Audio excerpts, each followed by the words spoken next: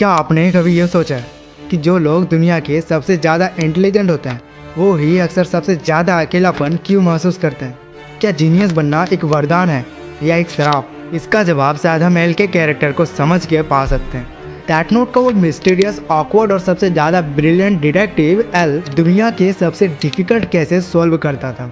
उसका दिमाग इतना तेज था कि उसके सामने क्राइम और क्रिमिनल्स दोनों ही एक ओपन बुक की तरह लगते थे। एल के पास एक चीज़ की कमी थी, लोगों की और इमोशंस की।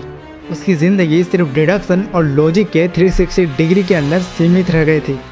और ये सिर्फ उसका फिक्सन नहीं है, असल ज़िंदगी में भी कई लोग जिन्हें हम जीनियस कहते हैं, चाहे वो साइंटिस्ट हो, फिलोसोफर्स हो या फिर एक आर्टिस्ट हो, अकेलापन, एंग्जाइटी का शिकार होता है। लेकिन क्यों? क्या इंटेलिजेंस एक कर्स है जो हमारे आसपास एक वॉल की तरह खड़ा कर देता है? साइकोलॉजी में एक थ्योरी है जिसे द इंटेलिजेंस लोनलीनेस पैराडॉक्स कहा जाता है। जितना ज़्यादा किसी का आईक्यू होता है उतना ही उनका इमोशनल आइसोलेशन बढ़ता है। ये लोग छोटी बातों में इंटरेस्ट नहीं लेते। उनके लिए एक नॉर्मल कन्वर्सेशन मीनिंगलेस लगती है। उनका माइंड हर वक्त किसी कम्प्लेक्स थॉट, किसी हायर आइडिया, किसी अनएक्सप्लोर्ड मिस्ट्री में ही घुसा रहता है और यही चीज़ उन्हें बाकी दुनिया से अलग कर देती है। एल भी कुछ ऐसा ही था। हर इंसान उनके लिए एक पजल था। जब तुम हर चीज़ एनालाइज करने लगते हो तो तुम्हारा ट्रस्ट भी मर जाता है। तुम हर चीज़ में एक हिडन एजेंडा ढूंढने लगते हो और इस ओवरथिंकिंग के दौर में आप इमोशनली नम हो जाते हो। एल के पास कोई दोस्त नहीं था, कोई ऐसा इंसान नहीं था जिससे वो बिना किसी सस्पेक्ट के बात कर सके। उसके आसपास सिर्फ वही लोग थे जो उसके लिए काम करते थे, असिस्टेंट, सबऑर्डिनेट या टेम्पररी अलाइज।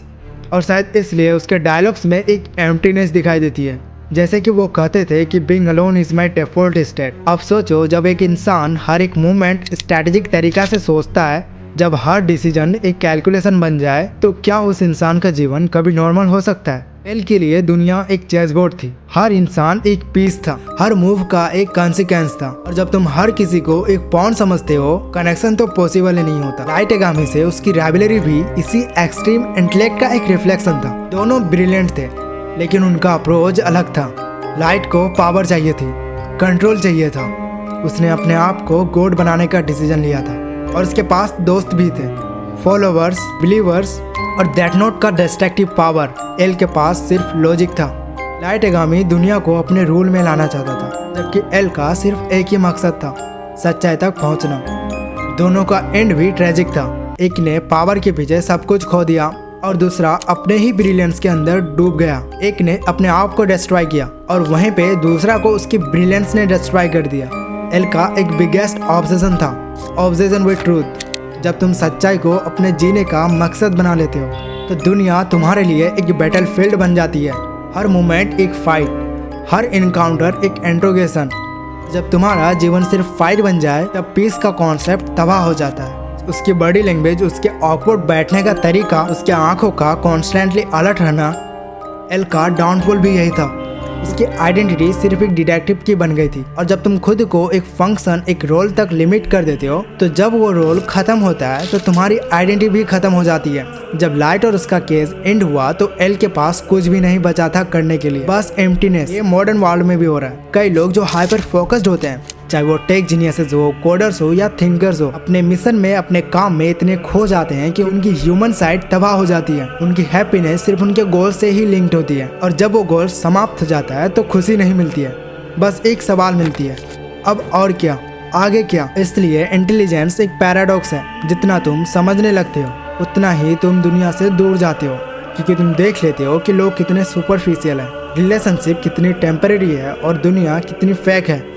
और जब तुम इतना डीपली देखने लगते हो तो तुम्हारा दिल इमोशनली ब्लाइंड हो जाता है। एल का एक फेमस डायलॉग है, आई suspect everyone even my self. ये सिर्फ एक कोट नहीं है, एक मिरर है, एक जीनियस का सच है। एक ऐसा इंसान जो दुनिया के हर कोने में डाउट ढूंढता है लेकिन खुद के अंदर ट्रस्ट नहीं पाता। और यही है जीनियस का असली कर्स।